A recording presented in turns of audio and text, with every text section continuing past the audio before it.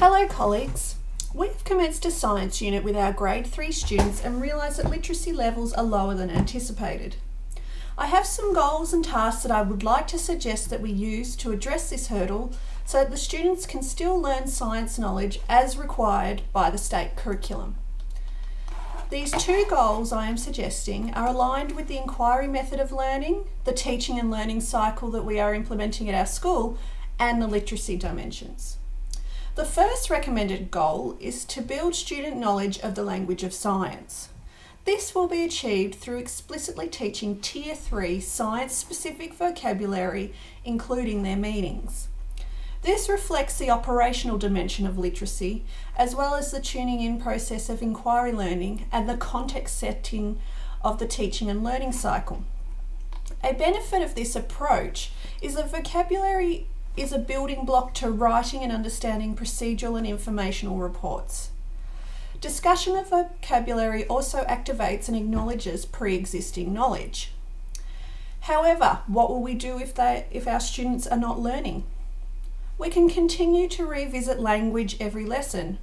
As teachers, we should model vocabulary into directions and teaching, including definitions.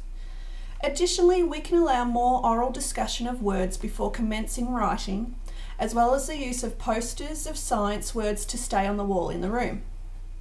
The second recommended goal is to teach the students how to interpret and write procedural and informational reports. This is achieved through a genre focus. It encompasses the cultural dimension of literacy and the deconstruction element of the teaching and learning cycle, as well as the sorting out step of inquiry learning. The benefit of the genre approach is that the two-horse model provides scaffolding through the use of report and explanation skeleton frameworks. The approach also allows for a slow progress from modelled to joint learning to independent learning. What will we do if our students are still not learning with a genre approach?